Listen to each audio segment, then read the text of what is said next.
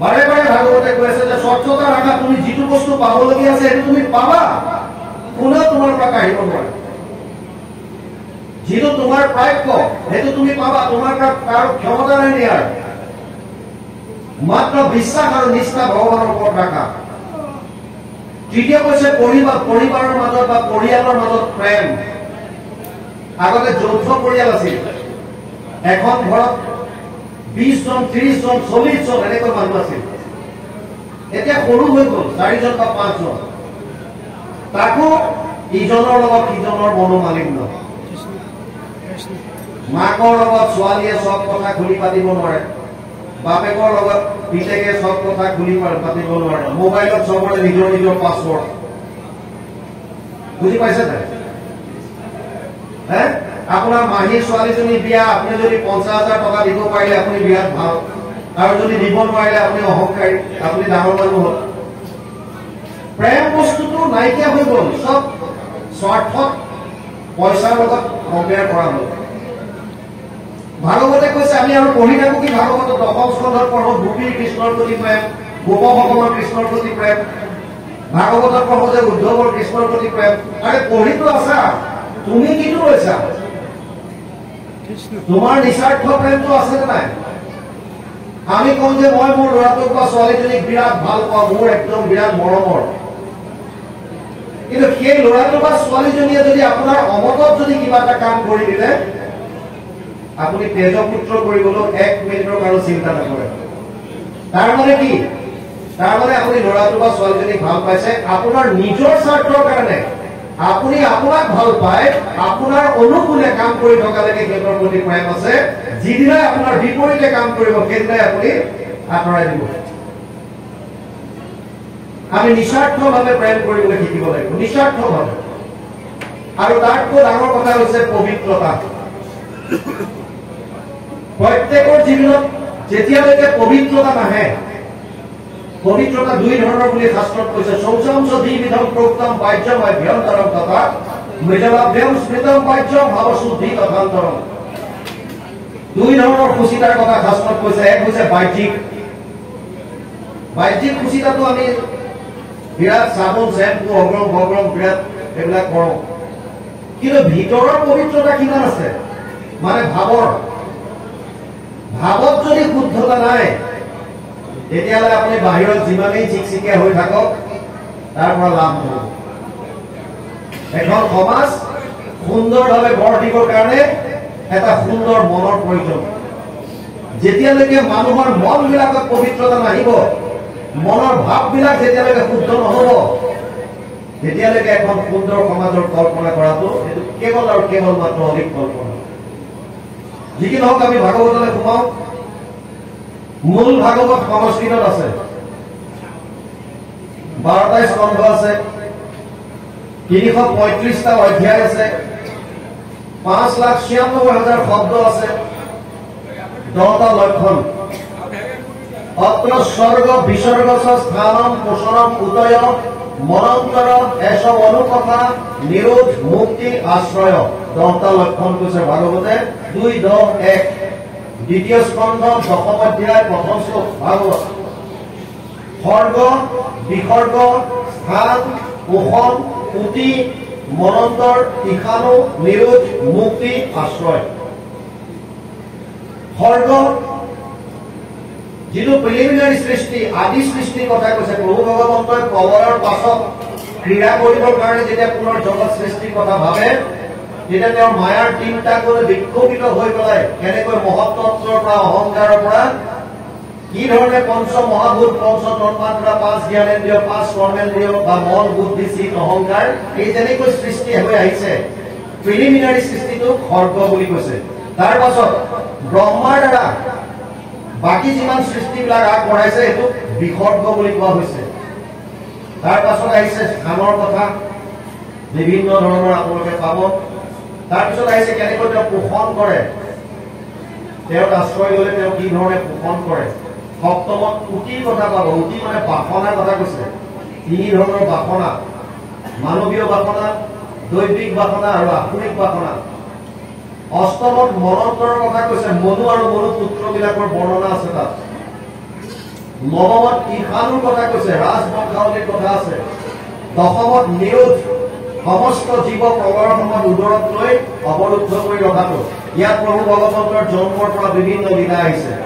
ভাগৱতৰ 335টা অধ্যায়ৰ 90টা অধ্যায় আছে দশম স্কন্ধত, আটাইতকৈ ডাঙৰ স্কন্ধ। সেইকাৰণে ইয়াত 3টা ভাগ কৰিছে, আদি ভাগ, মাজ ভাগ আৰু শেষ। একাদশত মুক্তিৰ কথা কৈ, দ্বাদশত আশ্ৰয়ৰ কথা কৈছে। যদিও ভাগৱতত 10টা লক্ষণৰ কথা কৈছে, ভাগৱতৰ মূল উদ্দেশ্য হৈছে দশম লক্ষণটো। আশ্ৰয় ক'ত লম, শৰণ ক'ত লম। দশমৰ্থ বিশুদ্ধ্যাৰ্থম নবানি নিহ লক্ষণম বৰ্ণয়ন্তি মহাত্মান শ্ৰুতেন অৰ্থেন চান্দসা 2:10-2 দ্বিতীয় স্কন্ধ দশম অধ্যায় 2 নম্বৰ শ্লোক ভাগৱত। দশমৰ্থ বিশুদ্ধ্যাৰ্থম দশম লক্ষণটো আশ্ৰয়টো শুদ্ধ ৰূপত প্ৰতিপন্ন কৰিবৰ কাৰণে নবানি নিহ লক্ষণম বৰ্ণয়ন্তি, বাকী 9টা লক্ষণ বৰ্ণনা কৰিছে। কেনেকৈ? শ্ৰুতেনা অৰ্থেনা, বেদৰ ওপৰত ভিত্তি কৰি আৰু তেওঁৰ নিজৰ অভিজ্ঞতাৰ ফালৰ পৰা এই ধৰণে বৰ্ণনা কৰি গৈছে। মূল লক্ষণ হৈছে ভাগৱতৰ, মূল উদ্দেশ্য হৈছে আশ্ৰয়। আমি আশ্ৰয় ক'ত ল'ম? সেইকাৰণে ভক্তি যুগৰ মূল গ্ৰন্থ যদি কিবা আছে তেতিয়া কয় যে ভাগৱত। ইয়াতকে ভক্তি মাৰ্গৰ আৰু উত্তম গ্ৰন্থ আপোনালোকে বিচাৰি নাপাব, কেৱল ভাগৱত। ভাগৱত আৰম্ভ হৈছে নৈমিষাৰণ্যত। 28,000 ঋষিমুনি একত্ৰিত হৈছে নৈমিষাৰণ্যত। নৈমিষ শব্দটো নিমেষৰ পৰা আহিছে। নিমেষ মানে চকুৰ এটা পলক। চকুটো জমাই দিওঁতে যিকণ সময় লাগে তাক এক নিমেষ বুলি কয়। এই নিমেষৰ পৰা নৈমিষাৰণ্য হৈছে। পদ্মপুৰাণত কথা আহে, এবাৰ প্ৰয়াগ ক্ষেত্ৰত কিছু ঋষিমুনিয়ে প্ৰভু ভগৱন্ত নাৰায়ণৰ দৰ্শন পায়। দ্বাপৰৰ শেষ, কলিযুগৰ আগমন আৰু কলিযুগৰ ভয়াৱহতাৰ কথা চিন্তা কৰি এই ঋষিমুনিসকলে ভগৱান নাৰায়ণক কয় যে হে প্ৰভু, কলিযুগৰ মানুহৰ কল্যাণ সাধিবৰ কাৰণে আমি এটা 1000 বছৰ জোৰা যজ্ঞ কৰিব বিচাৰিছো। এই যজ্ঞত যাতে কোনো বাধা বিঘিনি নাহে তাৰ কাৰণে আপুনি আমাক এটা স্থান দিয়ক। আৰু ভগৱানে তেতিয়া নিজৰ চক্ৰটো প্ৰক্ষেপণ কৰে, কয় যে চক্ৰৰ লগত যোৱা, ইয়াৰ নেনিবিলাক, নেনি মানে মাজৰ শলাবিলাক, চাইকেলৰ স্পকবিলাক যিটো, এই নেনিবিলাক য'ত শিথিল হৈ পৰি যাব তাত তোমালোকে যজ্ঞ কৰিবা। আৰু এই চক্ৰটো গৈ য'ত তাৰ নেনিবিলাক ৰৈ গৈছিল বা পৰি গৈছিল সেই জেগাখনকে নৈমিষ বুলি কোৱা হয়। আৰু এখন অৰণ্যত সেইখিনি কৰাৰ কাৰণে জেগাটো অৰণ্যৰ কাৰণে নাম দিলে নৈমিষাৰণ্য। কিছু ঋষিমুনিৰ মতে এই চক্ৰটো নিমিষতে গৈ য'ত পৰিছিল, অৰ্থাৎ কম সময়ৰ ভিতৰত একেবাৰে নিমিষতে শেষ কৰিলে বুলি আমাৰ কয়। কামটো একদম নিমিষতে সমাপ্ত কৰিলে। তাৰ মানে চকুৰ এটা পলক, ইমান কম সময়ত কাম এটা কৰা। চকুৰ পলকতে গৈ য'ত পৰিল, সেইটো কাৰণে নৈমিষাৰণ্য কৈছে। ইয়াত 28,000 ঋষিমুনি একত্ৰিত হৈছে। সুতমুনিক ব্যাখ্যাৰ আসনত বহুৱাই দিছে আৰু সৌনকে প্ৰশ্ন কৰিছে। ভাগৱত আৰম্ভ হৈছে। টোটেল 6টা প্ৰশ্ন আছে। কল্যাণ মানে কি? কল্যাণ কেনেকৈ পাব পাৰি? ভগৱান কৃষ্ণই কিয় অৱতাৰ ল'বলগীয়া হয়? ভগৱান কৃষ্ণই অৱতাৰ লৈ কি কি লীলা কৰিছিল? তেওঁ দাদা বলৰামৰ লগত কি কি লীলা কৰিলে? আৰু প্ৰভু ভগৱন্ত বৈকুণ্ঠ প্ৰাণ হোৱাৰ পাছত ধৰ্মৰ কোন দিশে গতি কৰিলে? 6টা মূল প্ৰশ্ন সৌনকৰ। সৌনকে সুতমুনিক কৈছে, সৌনক বদতি শুনা সুত মহামানী, পৰম পাতকী কলি পাইলে হেন জানি, আৰম্ভিলো যজ্ঞ আদি সহস্ৰ বছৰ, হোম ধুমে ধূম্ৰবৰ্ণ ভৈৰাতলে মোৰ, যিটো কৰ্ম কৰো আপোনাৰ আহিকে বিশ্বাস, আপোনাৰ আয়ুস কৰিলো ব্যৰ্থে লাভ। সৌনকে কৈছে, হে সুতমুনি, পৰম পাতকী কলিযুগ আহি আছে বুলি গম পাই জন কল্যাণৰ কাৰণে আমি 1000 বছৰ জোৰা এটা যজ্ঞ কৰিলো। আৰু যজ্ঞৰ ধোঁৱাই আমাৰ সৰ্ব শৰীৰ ধোঁৱা বৰণীয়া হৈ গল। কিন্তু তথাপিও যিটো উদ্দেশ্য লৈ কৰিছিলো তাৰ একো ফল নাপালো, আৰু এতিয়া আমাৰ তাত বিশ্বাস নাইকিয়া। সেইকাৰণে সৌনকে প্ৰশ্ন কৰিছিল, তত্ৰ তত্ৰ মঞ্জস আয়ুষ্মান ভবতা যত বিনিশ্চিতম পুংসাম একান্তত শ্রেয় তদ নাশম চিতুমার্হসি। 1:1 প্রথম স্কন্ধ প্রথম অধ্যায় 9 নম্বর শ্লোক ভাগৱত। পুংসাম একান্তত শ্ৰেয়, কলিযুগৰ মানুহৰ কাৰণে আটাইতকৈ কল্যাণকাৰক বা শ্ৰেষ্ঠ কি কৰ্ম, সেইটো আমাক কোৱা। ভাগৱতৰ মূল কথা হৈছে কলিযুগৰ মানুহে কি কৰিলে পৰম কল্যাণ পাব পাৰে, অৰ্থাৎ পৰম আনন্দ লাভ কৰিব পাৰে, মায়াৰ পৰা পৰিত্ৰাণ আৰু পৰমাত্মা প্ৰাপ্তি ক'ত কি কৰিলে পাব। কিন্তু সৌলোকে এটা কথা ক্লিয়াৰ কৰি দিছে যে হে সুতমুনি, তুমি এটা কথা বুজি লোৱা, এনেকুৱা উপায় নিদিবা যে 1000 বছৰ ধৰি আকৌ এইটো কাম কৰা বুলি। কাৰণ কলিযুগৰ মানুহৰ আয়ু কম, প্ৰায় না লতায়ুষ সভ্যকলস্মিন যুগে জনা মন্দ সুমন্দ মতয় মন্দিয় ভাগ্যহী উপদ্ৰতা। 1:10 প্ৰায় না লতায়ুষ, কলিযুগৰ মানুহৰ আয়ু কম। প্ৰহ্লাদে দৈত্য শিশুসকলক কৈছে পুৰুষৰ আয়ু শত বৰিষ সাক্ষাৎ তাহাৰ অৰ্ধেক যায় বিফলে নিপ্ৰাত। 20 বৰিষ যায় বালক ক্ৰীড়া, আৰু 20 যায় জৰা অৱস্থাত। জীৱা অৱশেষ আয়ু থাকয় যুৱা, সিও কামে ক্ৰোধে লোভে যায় অজ্ঞানত। কলিযুগৰ মানুহৰ বয়স 100 বছৰ বুলি কৈছে, তাৰে আধাটো শুই থাকোঁতে যায় বুলি কৈছে। 20 বছৰ বালক অৱস্থাত যায়, 20 বছৰ বৃদ্ধ অৱস্থাত যায়। যিখন আয়ু যুৱ অৱস্থাত আমি পাওঁ, সেইকণ কাম ক্ৰোধ লোভ মোহ অজ্ঞানতাত আমি পাৰ কৰি দিওঁ। সেইকাৰণে তেওঁলোকে প্ৰথমে কৈছে যে উপায়টো এনেকুৱা দিবা যাতে খুব কম সময়ৰ ভিতৰত পৰম গতি লাভ কৰিব পাৰে, প্ৰায়ে না লতায়ুষ সভ্য। দ্বিতীয় কৈছে কলিযুগৰ মানুহৰ স্মৃতি শক্তি হ্ৰাস পাব। আগৰ মানুহে বেদ সম্পূৰ্ণ কণ্ঠস্থ কৰি ৰাখিছে, আগতে লিখিত নাছিল। সুকমুনিয়ে যেতিয়া পৰীক্ষিতক ভাগৱত কৈছে আমাৰ দৰে চাই চাই পঢ়া নাই, সকলো তেওঁলোকৰ কণ্ঠস্থ, চব মুখস্থ থাকে, এফালৰ পৰা তেওঁলোকে কৈ যায়। কিন্তু এতিয়া সেইটো স্মৰণ শক্তি আমাৰ নাই, আৰু কলিযুগৰ মানুহৰ বুদ্ধিহীন হব, ভাগ্যহীন হব। ভাগৱতে কৈছে 8টা বস্তু কলিযুগত হ্ৰাস পাব। ততচ্ছ অনুদিনম ধৰ্মম সত্যম শৌচম ক্ষমা দয়া কলেন ফলেন রাজন হংসদি আয়ু বলম স্মৃতি। 12:2:1 দ্বাদশ স্কন্ধ 2য় অধ্যায় 1ম শ্লোক। 8টা বস্তু হ্ৰাস পাব, ধৰ্ম, সত্য, শৌচ, ক্ষমা, দয়া, আয়ু, বল, স্মৃতি। 8টা বস্তু কলিযুগত হ্ৰাস পাব।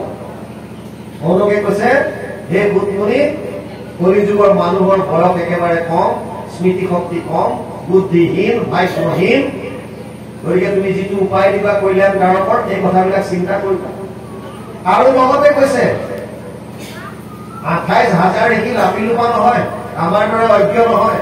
28 সহস্ৰ ঋষি বেদত প্ৰধান, চব বেদজ্ঞ। সেইকাৰণে তেওঁ কৈছে যে বিভিন্ন শাস্ত্ৰত বিভিন্ন কথা কৈছে। কৰবাত কৈছে যাগ যজ্ঞ পূজা পাতল, কৰবাত কৈছে জপ তপ তীৰ্থ, কৰবাত কৈছে দান দক্ষিণা ইত্যাদি, কৰবাত কৈছে ধ্যান ধাৰণা সমাধি। ভূৰি ভূৰি কৰ্মাণি শ্ৰোতব্যানি বিভাগস অত সাধু অত্র যত সারম সমুদ্ধৃত্য মনীষয়া মাম ব্রূহি শ্রদ্ধারণম যেন আত্মা সম্প্রসিদ্ধতি। 1:11 প্রথম স্কন্ধ প্রথম অধ্যায় 11 নম্বর শ্লোক ভাগৱত। ভূৰি ভূৰি কৰ্মাণি, বিভিন্ন কৰ্মৰ কথা কৈছে। আৰু কৈছে শাস্ত্ৰ বিভিন্ন ধৰণৰ আছে। সেইকাৰণে সেই সুতমুনি সমস্ত শাস্ত্ৰৰ যিটো সাৰ, সেই সাৰটো সমুদ্ধৃত্য মনীষয়া, সাৰটো উদ্ধাৰ কৰি পেলাই মাম ব্ৰূহি আমাক কোৱা এতিয়া। আৰু তাৰ পাছত সুতমুনিয়ে ভাগৱত কোৱা আৰম্ভ কৰিছে। প্ৰথমে ক্লিয়াৰ কৰি দিলে কলিযুগৰ মানুহৰ কি কৰিলে কল্যাণ আছে। সবেই পুংসাম পরো ধর্ম যত ভক্তি রোক্ষতে অহেতু কি অপ্রতিহত যেন আত্মা সম্প্রসিদ্ধতি। 1:2:6 প্রথম স্কন্ধ 2য় অধ্যায় 6 নম্বৰ শ্লোক ভাগৱত। কলিযুগৰ মানুহৰ যদি প্ৰধান আৰু প্ৰমুখ কিবা কৰ্তব্য আছে কল্যাণ সাধিবৰ কাৰণে, কেৱল আৰু কেৱল কৃষ্ণ ভক্তি। কিন্তু কেনেকৈ কৰিব, চৰ্ত দিছে দুটা। প্ৰথমটো দিছে অহেতু কি, হেতু থাকিব নোৱাৰিব, নিষ্কাম। আমি আজি সেই ভক্তি যুগৰে তাত কৰো। অহেতুকী হবলৈ দিছে, হেতু থাকিব নোৱাৰিব। দ্বিতীয়টো কৈছে অপ্ৰতিহত, আনব্ৰেকেবল, কণ্টিনিউ, নিৰন্তৰ। আমি অধ্যায়ৰ শেষত কওঁ নহয়, নিৰন্তৰে ডাকি বোলা হৰি হৰি, নিৰন্তৰে ডাকি বোলা ৰাম ৰাম। নিৰন্তৰ মানে কি? অন্তৰবিহীন, কোনো মাজত গেপ নোহোৱাকে। এই দুটা চৰ্তত যদি আমি কৃষ্ণ ভক্তি কৰিব পাৰো, তেতিয়াহ'লে আপুনি কম দিনৰ ভিতৰত আপোনাৰ কল্যাণ সাধিব পাৰিব, অৰ্থাৎ মায়াৰ পৰা পৰিত্ৰাণ পাই পৰম আনন্দ হৃদয়ত আপুনি উপলব্ধি কৰিব পাৰিব। তাৰপাছত ভাগৱত আগবাঢ়িছে। সুতমুনিয়ে সুখ আৰু পৰীক্ষিতৰ মাজত যি কথা বতৰা হৈছিল সেইখিনি আৰম্ভ কৰিলে। পৰীক্ষিতৰ প্ৰশ্ন সুখদেৱক, অথ পৰিশ্ৰমী সংসিদ্ধি যোগিনাম পৰমম গুৰু পুৰুষস্য য়ৎ কাৰ্যম ক্রিয়মাণস্য সর্বদা য়ৎ শ্রোতব্যম য়ৎ জাপ্যম য়ৎ কীর্তিব্যম দেবী প্রভু স্মর্তব্যম ভজনীয় वा ভূহিজত वा বিপর্যয়ম। ১:১৯:৩৮, ১:১৯:৩৮। প্রথম স্কন্ধ ১৯ অধ্যায় ৩৮ আৰু ৩৮ নম্বৰ শ্লোক। প্ৰশ্ন কৰিছে পৰীক্ষিতে, মৰণ সময়ে তোমাৰ চৰণে পুছুহু গুৰু সাম্প্ৰত, মৃয় মাননৰে সদায় কি কৰ্ম কৰিবে এইটো লোকত। মৃত্যুমুখী মানুহে কি কাম কৰা উচিত? কাহাক শুনিবে, কাহাক জপিবে, কাহাক স্মৰিবে নৰে, ভজনৰ যোগ্য কোন দেৱতা কহিও মোত সত্ৰৰে। পৰীক্ষিতৰ প্ৰশ্ন। শ্ৰৱণ কীৰ্তন কৰিম আৰু যোগ্য নুহি যত যত কথা, তুমি হে পৰম গুৰু মুনি বৰ আমাক গৈবৰ কথা। পৰীক্ষিতে কৈছে, কাৰ কথা শ্ৰৱণ কৰিব, কাৰ কীৰ্তন কৰিব, কাৰ স্মৰণ কৰিব, কাৰ ভজন কৰিব, আৰু শ্ৰৱণ কীৰ্তন কৰিব নলগীয়া কি